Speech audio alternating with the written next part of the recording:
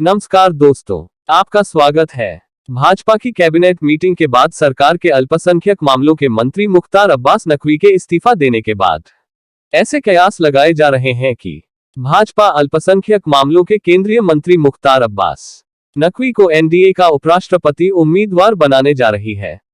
आज हुई cabinet meeting के बाद उन्होंने पद से इस्तीफा दिया। उनका राज्यसभा का कार्यकाल कल यानी गुरुवार को खत्म हो रहा है। इससे पहले मीटिंग में प्रधानमंत्री श्री नरेंद्र मोदी जी ने मुख्तार अब्बास नकवी के कार्यकाल की बहुत तारीफ की थी।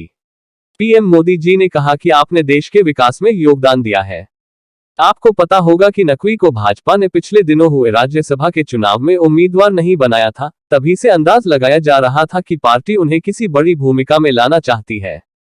केंद्र सरकार में मंत्री के साथ ही वे राज्यसभा में भाजपा संसदीय दल के उपनेता भी थे।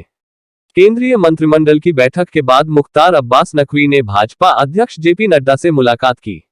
दोनों नेताओं के बीच क्या बात हुई इसकी जानकारी नहीं मिल सकी है।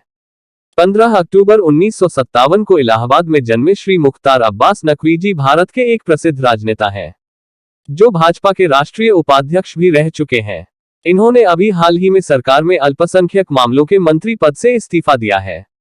ये 2016 से 2022 तक राज्यसभा सांसद रहे। इन्होंने अपनी शिक्षा इलाहाबाद विश्वविद्यालय से प्राप्त की।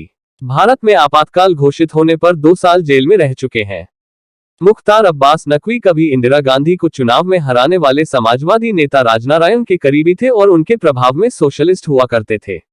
वे भाजपा में शामिल हो गए। मुख्तार अब्बास नकवी ने पहले भाजपा के टिकट पर मऊ जिले की सदर विधानसभा सीट से 2 बार विधानसभा पहुंचने की कोशिश की पर असफल रहे। सन 1991 में वे मात्र 133 मतों से सीपीआई के इम्तियाज अहमद से चुनाव हार गए। उसके बाद सन 1993 के विधानसभा चुनावों में बसपा के नसीम ने लगभग 10,000 मतों से उन्हें चुनाव हरा दिया।